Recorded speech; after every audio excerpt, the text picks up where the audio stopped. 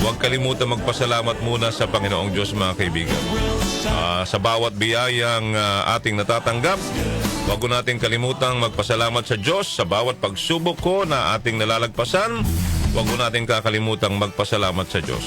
Sa mga kabiguan po natin sa buhay, kasiyahan, lungkot, at mga sandaling puno ng tawanan, huwag ho natin kakalimutang magpasalamat sa Diyos. Amen? Amen. Amen to that.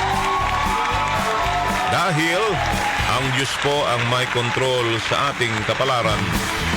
Ang Diyos po, siya rin po ang nakakaalam ng mangyayari sa bawat segundo, minuto, at oraso ng ating buhay. Sabi nga ho, kung hindi mo raw ho nakakalimutang magpasalamat sa Diyos, sa lahat ng pagkakataon ay hindi ka rin niya kailanman kalilimutan. Amen? Amen. Alright. Yan po ang ating gustong iparating ho sa inyo today. Dahil totoo po ito, mga kanyusik. Sa buhay nga ho natin ito Oo. Kung walang tubig, ano mangyayari sa'yo? Siyempre, mauuhaw ka. Tayo'y mauuhaw. Kung walang pagkain, ano mangyayari sa atin, partner? Magugutom.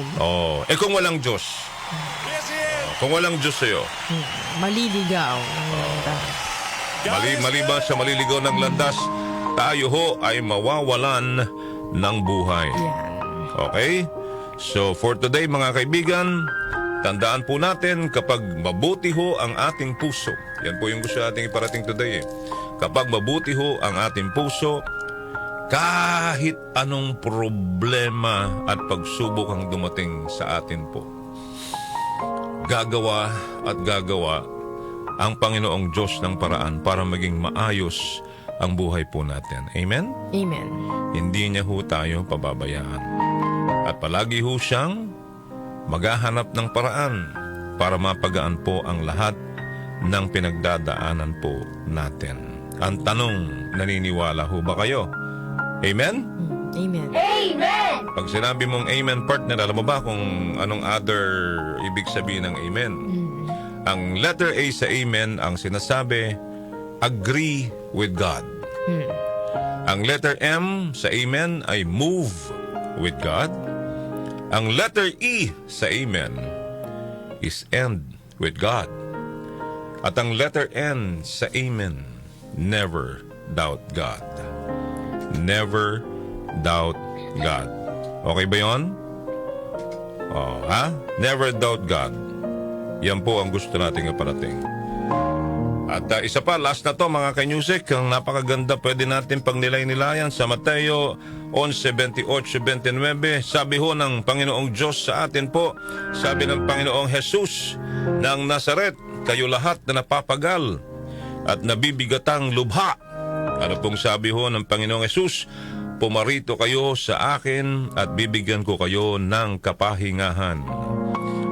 Pasanin ninyo ang aking pamatok at mag-aral kayo sa akin sapagkat ako ay maamo at mababang loob at masusumpungan ninyo ang kapahingahan ng inyong mga kaluluwa. Alam mo kasi, partner, minsan ang kailangan natin is kapahingahan talaga. Peace of mind. Hindi ho yung kapahingahan na hindi ka na ho babangon. Hindi ka na magigising. Yung kapahingahan na pinag-usapan po natin, yung magkaroon ka ng peace of mind. Kasi kung wala kang peace of mind, what will happen to you is, of course, ang mangyayari ho sa inyo ay sigurado hong stress na dahilan ng pagkakasakit po natin. Alright? So, yun po ang gusto po naming iparating po sa atin. So, sumaatin ang biyaya ng Panginoon today, partner, sa ating pagbabalik muli sa Himpapawid after how many days na nawala ho tayo dito. Kaya let's make the most of it Tuesday today, partner. Amen. Alas 6